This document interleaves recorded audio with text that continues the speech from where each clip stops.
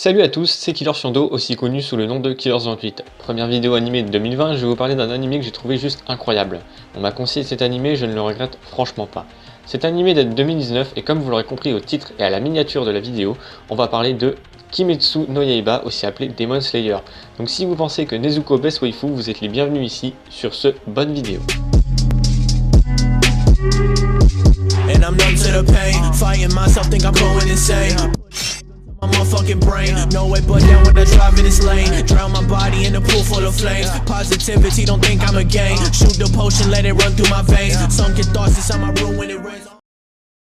Entrons donc dans le monde de Kimetsu no Yaiba, ou plutôt Demon Slayer, l'œuvre de Koyoharu Gotoge. Petite info, l'auteur est une femme.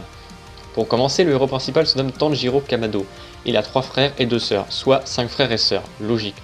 Il est le fils aîné d'un vendeur de charbon de bois et aidera sa famille à avoir de l'argent. Son père étant décédé par le passé, il vit avec sa mère et ses frères et sœurs. Comme d'habitude, il va partir en ville et aider certaines personnes pour obtenir de l'argent et aider sa famille. Tanjiro a aussi entendu quelques récits concernant des démons mangeurs d'hommes, mais malgré tout, il n'y croit pas vraiment. Étant tard sur le chemin de retour, Saburo Oji-san, une connaissance, insiste pour que Tanjiro reste à dormir chez lui. Il continuera ainsi le chemin habituel le lendemain. Mais c'est là qu'il découvrira horrifié que sa famille s'est fait attaquer par un démon. Sa mère tuée et tous ses frères et sœurs en sang, il se rend compte qu'il arrivait trop tard. Mais Nezuko, la plus grande des sœurs, deuxième née de la fratrie, respire encore. Tanjiro décide donc de porter Nezuko et de courir le plus vite possible pour voir ce qu'il peut faire.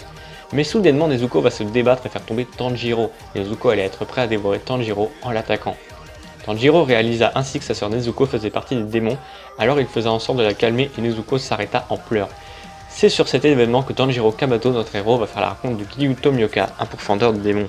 Giyu est un pourfendeur, son seul objectif est de tuer les démons, mais Tanjiro l'en empêchera et Nezuko protégera son frère. Cela semble surprenant car Giyu a déjà vu des gens vouloir protéger leur famille alors qu'ils se sont fait dévorer eux-mêmes. En général, les démons mangent les humains, qu'importe qui ils sont, mais ce n'est visiblement pas le cas de Nezuko. Après un combat surprenant et une fin de Tanjiro sur Giyu, le combat prit fin et Giyu décida de mettre un bambou à Nezuko. Ainsi, Nezuko ne pourrait pas dévorer d'humains. Or, il y a un autre problème. Les démons brûlaient la lumière. C'est pour cela que notre héros a fabriqué un panier avec du bambou pour que sa sœur soit protégée du soleil. Giyu, quant à lui, a contacté son maître, Sakanji Urokodaki, pour entraîner Tanjiro Kamado qui s'avère être un cas spécial. Tanjiro n'a plus qu'une idée en tête, faire en sorte que Nezuko redevienne humaine. Et pour cela, notre protagoniste deviendra un pourfendeur de démons.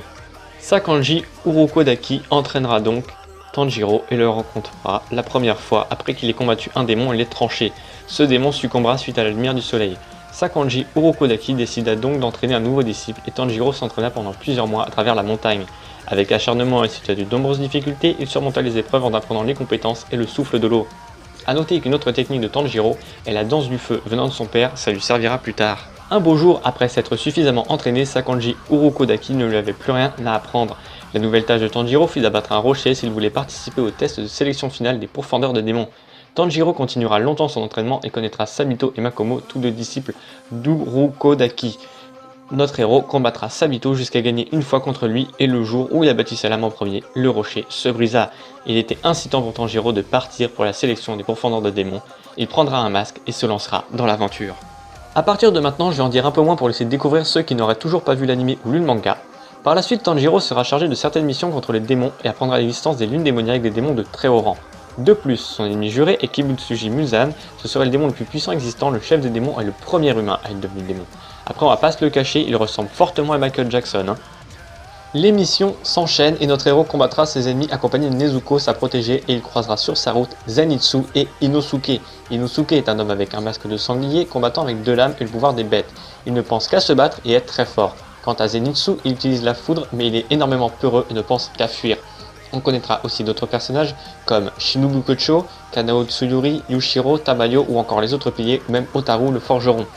Foncez donc voir cet animé si vous souhaitez en connaître davantage sur le déroulement des événements. J'espère que cette vidéo sur Kimetsu no Yaiba vous aura plu, il y a beaucoup de choses à dire mais j'ai essayé de simplifier et de ne pas trop spoil. En tout cas vraiment très belle découverte pour avoir rushé l'animé, j'ai trouvé ça incroyable. C'était vraiment le feu depuis même l'épisode 1, c'est clairement l'un des meilleurs animés que j'ai vu et à mon avis il restera gravé dans nos mémoires.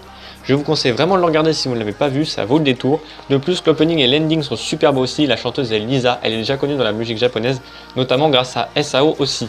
Si vous avez des questions à me poser sur Kimetsu no Yaiba, n'hésitez pas, j'y répondrai. Sinon, merci à vous d'avoir vu la vidéo, pensez à liker, commenter, partager la vidéo et à vous abonner avec la petite cloche. On se retrouve pour une prochaine vidéo ou sur Discord, à plus. Hop hop hop, petite info rapide avant de quitter la vidéo. N'oubliez pas que le film d'animation Le Train de l'Infini arrive en 2020. Maintenant que vous êtes prévenus, on peut en terminer là. C'était Killers, tchuss!